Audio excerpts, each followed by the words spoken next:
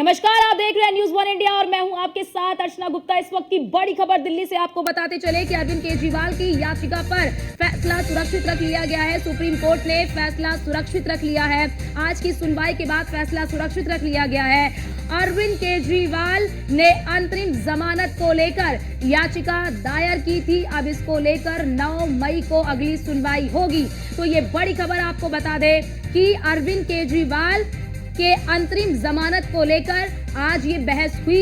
ED की ओर से तमाम पक्ष रखे गए, लेकिन सुप्रीम कोर्ट ने बड़ी बातें कही हैं। वो उन्होंने ये कहा है साफ तौर पर सुप्रीम कोर्ट ने जो अरविंद केजरीवाल का केस है उसको लेकर ईडी से तमाम सवालात भी किए और ये भी कहा कि अरविंद केजरीवाल एक चुने हुए मुख्यमंत्री हैं और वो चुनाव प्रचार कर सकते हैं, इसमें कोई गलत बात नहीं है। और इसी के साथ ही अरविंद केजरीवाल की ओर से जो उनके वकील हैं अभिषेक मनु सिंघवी, उन्होंने भी तमाम दलीलें पेश की और सुप्रीम कोर्ट ने आज बहुत ही महत्वपूर्ण बातें कही हैं अरविंद केजरीवाल को लेकर कि वो दिल्ली के चुने हुए मुख्यमंत्री हैं। और इसी के साथ ही ईडी से यह भी पूछा कि चुनाव के समय ये गिरफ्तारी क्यों, इसको लेकर भी तमाम तरह के सवालात आज पूछे गए हैं। तो दिल्ली से इस वक्त की ये बड़ी खबर आपको बता दें। और ऐसे में आज सुप्रीम कोर्ट ने जो महत्वपूर्ण बातें पूछी हैं उसके भी कई मायने निकाले जा रहे हैं। और ये भी कहा गया सुप्रीम कोर्ट के आज जब सुप्रीम कोर्ट में जो है कि बहस चल रही थी तो उस दौरान कई महत्वपूर्ण बातें सुप्रीम कोर्ट की ओर से कही गई।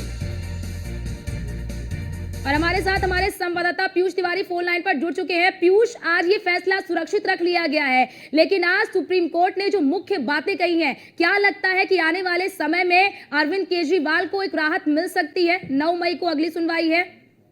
बिल्कुल, अगर हम बात करें तो देखिए कहीं ना कहीं सुप्रीम कोर्ट आज इस पूरे मामले में सॉफ्ट नजर आया है और सुप्रीम कोर्ट ने जो टिप्पणी की है उसके बाद से इस तरीके के जो कयास हैं वो लगाए जा रहे हैं कि शायद दिल्ली के मुख्यमंत्री अरविंद केजरीवाल को राहत मिल सकती है। हालांकि चूंकि आज जब इस पूरे मामले में सुनवाई हो रही थी तो आपने देखा कि किस तरीके से कोर्ट की ओर से ये कहा गया कि लोकसभा चुनाव का वक्त है और केजरीवाल दिल्ली के मुख्यमंत्री हैं। वैसे भी इससे पहले भी वो किसी अपराध में शामिल नहीं रहे हैं और न ही वो आदतन अपराधी हैं।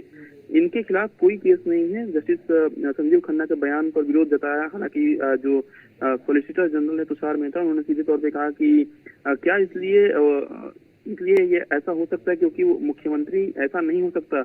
यानी कि उन्होंने एक तरीके से क्रॉस किया जज को और उन्होंने अपना पक्ष रखा सॉलिसिटर जनरल ने और सीधे तौर पे ये भी कहा कि क्या हम राजनेताओं के लिए अपवाद बना रहे हैं, यानी कि अगर उन्हें राहत दे रहे हैं तो क्या अपवाद स्वरूप इसे लोग देखेंगे। इसके साथ ही चूंकि इस पूरे मामले में एक लंबी सुनवाई हुई, एक लंबी बहस हुई, उसके बाद कोर्ट ने कहीं ना कहीं इस पूरे मामले में कहा कि अब अगली जो सुनवाई है वो 9 मई को होगी। हालांकि कोर्ट ने ये साफ नहीं किया है कि अंतरिम जमानत पर फैसला कब आएगा।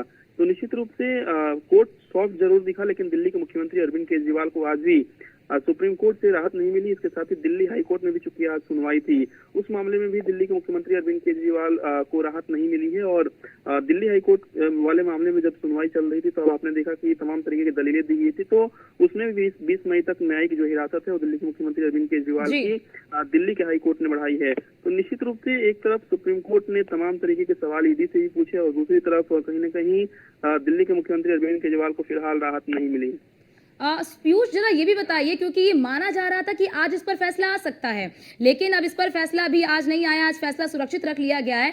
जो ईडी की तरफ से जो तमाम दलीलें पेश की गई हैं, क्या ऐसा लगता है कि ईडी की ओर से जो दलीलें पेश की गई हैं क्या मजबूत आधार के साथ पेश की गई हैं? क्योंकि कोर्ट ने सबसे बड़ी बात ये कही कि हम ये देखेंगे कि ये जो पूरा मामला है ये सही है या गलत है।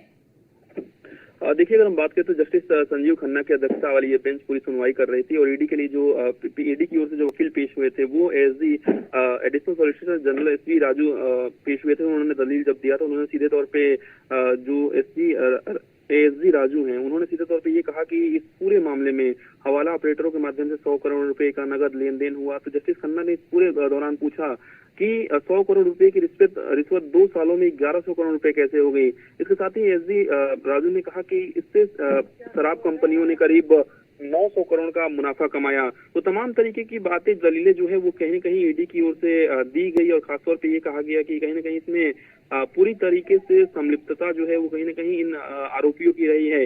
इसके साथ ही चूंकि आज जब पूरी सुनवाई हुई तब आपने देखा कि कोर्ट ने सीधे तौर पे ये भी कहा कि ईडी से यानी कि पूछा जस्टिस संजीव खन्ना ने कि जी इस पूरे मामले बिल्कुल में बिल्कुल क्या पीयूष, अपना यही सरकारी हुआ कि क्या अगली सुनवाई में अरविंद केजरीवाल को राहत मिलती है या फिर नहीं मिलती है। आपका बहुत बहुत शुक्रिया हमारे साथ जुड़ने के लिए और तमाम जानकारी हमारे दर्शकों तक साझा करने के लिए।